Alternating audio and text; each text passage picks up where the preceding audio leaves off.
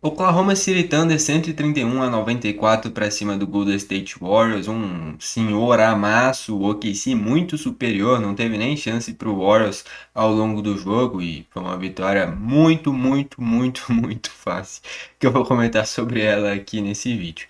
Já vale destacar do lado do Warriors, e eu vou começar analisando aqui o lado do Warriors por ser o mandante, o Curry não jogou, Jimmy Butler não jogou, Draymond Green não jogou. Basicamente, o Warriors rifou esse jogo. Sabia que não tinha capacidade para vencer do OKC e foi poupando seus principais jogadores para pelo menos não desgastar eles. Essa é a leitura que eu tenho, pelo menos. Porque eu acho muito difícil que os três de uma vez tenham se machucado, né? Convenhamos. Então, o Warriors basicamente sabia que não tinha capacidade de vencer o OKC, poupou seus principais jogadores e aí que ia perder mesmo. Tendo uma margem de mais de 30 pontos, um senhor amasso no jogo, né? 37 pontos de margem. Enfim, olhando aqui o lado do Warriors, antes eu queria destacar para você se inscrever no canal. Eu tenho dois canais sobre NBA. Nesse daqui que eu tenho o 21 futebol, o 21 NBA Club e o 42 NBA Club. Nesse daqui eu tô trazendo análise de OKC e Warriors, no outro eu trouxe análise de Lakers e Memphis. Então eu indico que você se inscreva nos dois, que aí você pode conferir análises que eu trago diariamente nos dois canais. Enfim, do lado do Warriors tiveram três maiores pontuadores que todos eles fizeram 13 pontos, ou seja, ninguém do Warriors chegou em míseros 14 pontos. É simplesmente ridículo isso, né, cara? Para nível NBA, ninguém conseguir chegar em míseros 14 pontos do time é muito pouco, né? Enfim, vamos começar olhando os titulares. E dos titulares, os maiores pontuadores foram o Moses Moody e o Will Richard. O Moses Moody teve 13 pontos, com 6 de 12 nos arremessos, basicamente 50%. Não é horrível, mas é porque o Moses Moody é um cara para compor elenco, não é um cara para ser um dos principais nomes dentro de uma partida. E o Will Richard é uma das grandes novidades nessa temporada do Warriors, é um dos pontos mais positivos. Já teve grandes jogos, é um cara que tem personalidade. No momento em que o Warriors ameaçou dar trabalho, onde chegou a quase empatar o jogo em determinado momento, mas já acho que no segundo quarto, ainda depois, a partida aí desandou. O Will Richard era quem estava chamando a responsabilidade, matando bola tripla, enfim. O Will Richard fez 13 pontos além de 5 rebotes, ele teve 5 de 15 nos arremessos. É basicamente 33% por cento de aproveitamento. Enfim, no momento em que o Warriors melhorou um pouquinho, foi muito pela iniciativa do Will Richard, que, de novo, para mim é uma das grandes novidades da temporada do Warriors. Depois foi o Podzinski com 12 pontos, 4 rebotes, 4 assistências, 4 de 13 nos arremessos, dá uns 30% também, aproveitamento baixo. Depois foi o Kentin Post, teve 11 pontos, apenas 3 rebotes. O pivô do Warriors pega 3 rebotes, cara. Isso que eu não entendo, não tem um pivô decente nesse time. O Trace Jackson Davis até contribuiu vindo do banco. Mas, pô, como é que tu vai chegar longe tendo Kentin Post e Trace Jackson Davis sendo seus pivôs, cara? Isso não existe. O Warriors, de alguma forma, tem que trazer algum pivô bom. Tudo bem, quando tem o Draymond Green, você tem um cara de imposição. Quando o Al Horford entra, você tem um cara de imposição. Mas pivô, não tem nenhum de alto nível nesse time do Warriors, cara. Enfim. O Kentin Post fez 11 pontos com 4 de 10 nos arremessos, 40%, né? E aí, fechando os titulares, aqui é uma notícia boa para nós brasileiros. O Gui Santos teve o primeiro jogo dele como titular na temporada. Não me lembro de nenhum outro dele sendo titular, provavelmente de fato foi isso. Em 26 minutos, ele fez 9 pontos e 8 rebotes. Não deu nenhuma assistência, né? Mas ele fez a bola rodar, porque ele não dava o último passe. Mas uma coisa que tem que se destacar no Gui Santos é que ele não se esconde. Tem muita iniciativa. A todo momento na saída das jogadas não tinha opção. Ele ia lá buscar, cometeu um ou outro turnover, é verdade. Logo no início do jogo teve um passe errado dele. Mas se esforçou muito. Não tem essa estatística aqui, que é de quantos quilômetros o jogador correu, né? Mas, pô, o Gui deve ter sido o que mais correu, cara. Ele é muito esforçado, tá bom? Isso daí é notório para qualquer um. Talvez tenha pontos a melhorar, e com certeza tem. Eu acho que às vezes ele corre muitas vezes errado também, corre de forma desnecessária. Mas uma coisa é fato, ele é muito esforçado. Talvez seja o jogador do Warriors que mais se esforça em todos os quesitos. Tem limitações, mas é o que mais se esforça. Fez 9 pontos e 8 rebotes. Dos titulares, ele foi o maior reboteiro. Ele teve 2 de 4 nos arremessos. Enfim, o Gui, assim, é porque o Warriors no geral fez um jogo bem ruim, né? Mas o Gui Santos foi o disparado que menos se escondeu. Eu diria que ele e o Will Richard foram os que mais chamaram a responsabilidade. O Will Richard conseguiu ser mais efetivo, só que o Gui foi o que de fato mais apareceu, se esforçou, ajudou o time, não se escondeu do jogo. São pontos a se elogiar no Gui Santos. Enfim, de novo, eu ainda acho que ele às vezes corre errado, mas é muito esforço, tá? Se ajustar algumas coisas dentro do jogo dele, ele tem tudo para se tornar cada vez mais um grande jogador. Esse é o tipo de cara que tu torce para dar certo, porque tu vê que é um cara que é esforçado, um cara que merece dar certo, né? Ainda bem que ele é brasileiro, né? A gente tem um cara pra gente poder torcer na NBA. Enfim, tem coisas a melhorar dentro do jogo dele, mas nada vinculado com falta de esforço. Isso é de se elogiar. O Gui é um cara muito esforçado. Enfim. Indo para os bancários, aí o outro cara que fez 13 pontos, né, que foi a maior pontuação do Warriors, foi o Al Horford. Em 15 minutos ele fez 13 pontos, além de 6 rebotes. Teve 4 de 6 nos arremessos e matou 3 bolas triplas. Em 15 minutos, o cara é um dos maiores reboteiros do Warriors no jogo e fez a maior pontuação junto com os outros caras que tiveram a maior pontuação do Warriors. Em 15 minutos. A minutagem do Al Horford tem que ser maior, cara. Ainda mais você sem Curry, sem Jimmy Butler, sem Draymond Green, o Al Horford é o cara mais experiente desse time. É bom jogador, pega rebote, mata a bola tripla. Tinha que ter tido uma minutagem maior. Não é possível que ele tá aí pra uma colônia de férias por jogar 15 minutos. Enfim, o Al Horford é muito bom jogador, cara. Tava naquele Celtics campeão sendo importantíssimo. O Warriors tem que explorar mais da qualidade e da experiência do Al Horford, tá jogando muito pouco. Enfim. Depois dele foi o Buddy Hield com 11 pontos, matando 3 bolas triplas, né? Teve 4 de 11 no geral nos arremessos. Depois foi o Trace Jackson Davis, o maior reboteiro do Warriors no jogo. Fez 7 pontos além de 9 rebotes, mas olha isso. 1 de 6 nos arremessos. Desses 6 pontos, 7 pontos dele, 5 foi através de lance livre. É um aproveitamento de arremessos patético, cara. 1 de 6 dá o quê? Menos de 20%. Deve dar uns 18% isso aí. É muito pouco, cara. Muito pouco. Como é que nem eu falei, como é que vai ser competitivo com Kentin Post e Trace Jackson Davis, cara? Não dá, não dá.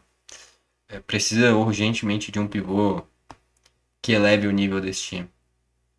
Depois o Pat Spencer fez 3 pontos, 3 rebotes e 11 assistências, né, em 30 minutos. Ele veio do banco, mas jogou bastante, foi o maior assistente do time, só que em arremessos, 1 de 8. Horrível, aproveitamento muito ruim também.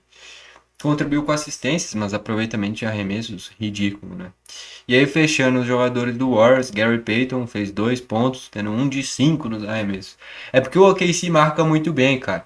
E o Warriors aqui, esse jogo inteiro do Warriors, um bando de jogador pode ser muito esforçados, mas muito jogador comum. Não teve nenhum craque aqui. O melhor jogador que pisou em quadro do lado do Warriors e mais promissor, eu diria que é o Will Richard. Isso, ó. E olha que ele é um cara muito novo ainda, vai oscilar muito. Enfim, é um time do Warriors muito comum, cara. É muito jogador de rotação aqui e ninguém pra chamar a responsabilidade. Não é que nem que, faltou esse cara chamar a responsabilidade. É porque não tinha esse cara, né? Pô, o Curry não jogou, o Jimmy Butler não jogou, o Draymond Green não jogou, nem o DeAnthony Melton, que poderia talvez chamar a responsabilidade, não jogou, o Kuminga não jogou. Vai passar a bola pra quem, cara? Vai ficar rodando a bola de um lado pro outro, não vai saber nem quem vai arremessar. Então, assim, com essa formação do Warriors, não vai ganhar de ninguém mesmo, não. Nem do Washington Wizards ganha com esse time. Nem do Brooklyn Nets, nem do Charlotte Hornets, do Indiana Pacers na temporada horrível que tá fazendo. Vai ganhar de ninguém com esse time, cara. Não é time de NBA esse time do Warriors que entrou em quadra nesse time contra o KC. Não tem nível pra isso. Porque o Warriors ainda é competitivo, porque tem um cara que é um dos melhores jogadores da história, que é o Curry. O Jimmy Butler não faz nada demais. O Draymond Green tem jogo bom, mas depois não dá pra confiar também. Só tá assim, com uma campanha minimamente decente, com 18 vitórias e 17 derrotas, porque tem o Curry. Porque o resto tudo é jogador de rotação. Não tem quem chame a responsabilidade. O Jimmy Butler mesmo, pega os últimos jogos, trouxe várias análises dos jogos do Warriors. acho que os últimos 2 ou 3 jogos do Jimmy Butler, ele fez mais pontos, a maioria dos pontos dele foi tudo através de lance livre, pô. Então, tipo, não é nem com o jogo rolando mesmo. Então, esse Warriors precisa de uma reformulação, cara. Dessa forma assim não vai ganhar nada. Os caras mesmo sabem disso, pô. Foi pegar o OKC, poupou todo mundo porque sabia que ia perder, mesmo jogando em casa. Então, a verdade é que foi um amasso e o Warriors, antes de começar o jogo, já olhou e falou: não, a gente vai perder, a gente não tem como ganhar. Enfim, e estavam corretos, né? Enfim. Ahn, eu até acho que você poupar o Curry, poupar o Jimmy Butler, poupar o Draymond Green, olhando pro jogo, olhando para hoje em dia como estão as duas equipes, faz sentido. Eu não vou nem criticar essa decisão. Agora, para você chegar ao ponto de chegar a essa conclusão, é porque esse elenco foi mal montado. Esse time, no geral, não funciona da forma correta. Porque para você chegar ao ponto de, quando for enfrentar um adversário, ter consciência que você não tem capacidade de vencer dele, a ponto de ter que poupar os seus únicos jogadores que podem decidir, é porque tem alguma coisa errada. Enfim. Do lado do OKC, o maior pontuador foi o Shea. O Shea em 28 minutos. 30 pontos, além de 7 assistências. O aproveitamento nem foi incrível, tá? 10 de 20 é 50% de aproveitamento. O aproveitamento não foi incrível. Mas em tão pouco tempo, né? Em 28 minutos, o cara fez 30 pontos. Incrível o Shea, né? Enfim. É um dos melhores jogadores da NBA, sem dúvidas. O atual MVP, né? Depois foi o Chet Holmgren com 15 pontos e 15. Olha isso, cara. Em 26 minutos, o cara fez 15 pontos e pegou 15 rebotes. 15 rebotes, cara. Meu Deus. E do lado do Warriors, podia colocar 48 minutos o tempo inteiro, quem tinha imposto não ia pegar nem 7 rebotes. É a diferença de ter um pivô bom, né, cara? 15 rebotes em 26 minutos. Não tem ninguém no Warriors que tem essa capacidade. E pode colocar até o Draymond Green, que é talvez o principal cara que poderia ganhar nas disputas, pegar rebote, que não pegaria tudo isso. Enfim.